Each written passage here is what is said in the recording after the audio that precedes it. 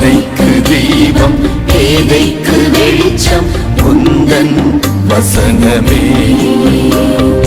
ஆற்றல் மிக்கது, ஜீவனுள்ளது, உந்தன் அருள்வாக்கு. ஆண்டுடைய பரிசுத்த நாமம் மகிமைப்படுவதாக. இந்த நல்ல நாளிலும் உங்கள் யாவரையும் சந்திப்பதில் மிகுந்த மகிழ்ச்சி அடைகிறோம். இந்த நாள் உங்களுக்கு இனிய நாளாக இருக்க கர்த்தர் உதவி செய்வாராக. இந்த லாக்டவுன் நாட்களில் ஒரு சர்வே எடுத்திருக்கிறாங்க.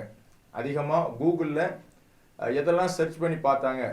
இந்த லாக்டவுன் நாட்களில் கூகுளில் சர்ச் பண்ணது என்னன்னு சொன்னால், அதிகமாக அழகு குறிப்புகளும் சமையல் குறிப்புகளும் தான் அதிகமாக சர்ச் பண்ணியிருக்காங்க.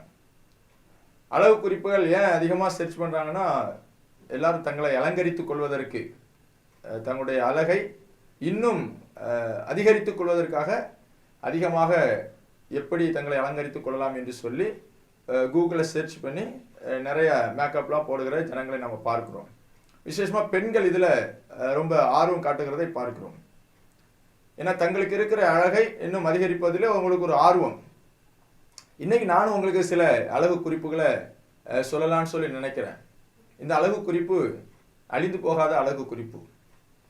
அழிந்து போகக்கூடிய அழகை மேன்மைப்படுத்துவதற்கு உலகத்தில் ஏராளமான அழகு சாதன பொருட்கள் இருக்கிறது.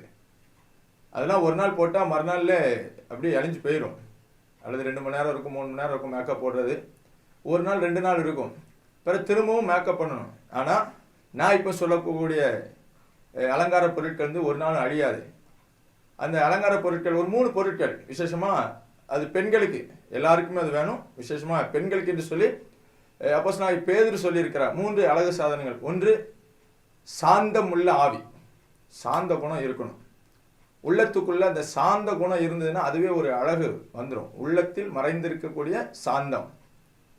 இந்த சாந்தம் நம்ம உள்ளத்துக்குள்ள அதிகமாக அப்ளை பண்ண ஆரம்பிச்சோம்னு சொன்னால் நம்முடைய வாழ்க்கையும் அழகாகும், நம்முடைய முகமும் பிரகாசிக்க ஆரம்பிக்கும். 2வது நம்ம அப்ளை பண்ண வேண்டிய அழகு சாதனை என்ன சொன்னால், அமைதல் உள்ள ஆவி. அமைதி ரொம்ப முக்கியம்.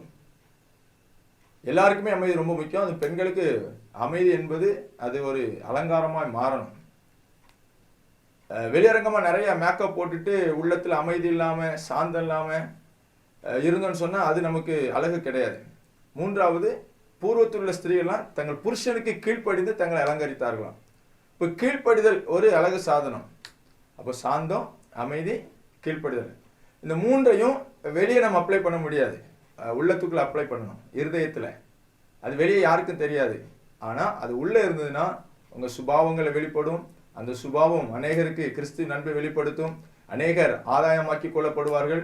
ரட்சிக்கப்படாத புருஷன்மார் இருப்பாங்கன்னா மனைவியுடைய அன்பு, அமைதி, கீழ்ப்படுதலை கண்டிப்பாக ரட்சிக்கப்படுவாங்க. இந்த லாக்டவுன் நாட்களில் யார் யாரெல்லாமோ எதெல்லாமோ போட்டு தங்களுடைய வெளியரங்கமான அழகை அலங்கரித்து கொண்டிருக்கிறார்கள். நீங்களோ உங்கள் உள்ளத்தில் மறைந்திருக்கக்கூடிய சாந்தமும் அமைதலும் கீழ்ப்படுதலும் உள்ள ஆவினாலே உங்களை அலங்கரித்துக் கொள்ளுங்கள். ஆண்டவர் நிச்சயமாய் உங்களை ஆசீர்வதிப்பார். ஜெபிப்போமா. அன்பின் பரலோக பிதாவே, கிருபையுள்ள தகப்பனே, இன்றைக்கு உலகத்திலே அழிந்து போகிற வெளியரங்கமான அழகுக்காக ஜனங்கள் தங்களை அலங்கரித்துக் கொள்வதற்கு ஏராளமான பொருட்களை செலவு செய்கிறார்கள். ஆனால் நீர் வேதத்தில் சொல்லியிருக்கிற அழகு குறிப்பு, அலங்காரம், பரிசுத்த அலங்காரம் என்பது சாந்தம், அமைதி, கீழ்ப்படுதல். இது எங்கள் ஒவ்வொரு உள்ளத்திலும் வரட்டும் ஆண்டவரே. விசேஷமாய் அருமையான சகோதரிகள் ஒவ்வொரு உள்ளத்தில் வரட்டும். இதன் மூலமாய் குடும்பங்கள் ரட்சிக்கப்படட்டும், பிள்ளைகள் ரட்சிக்கப்படட்டும்.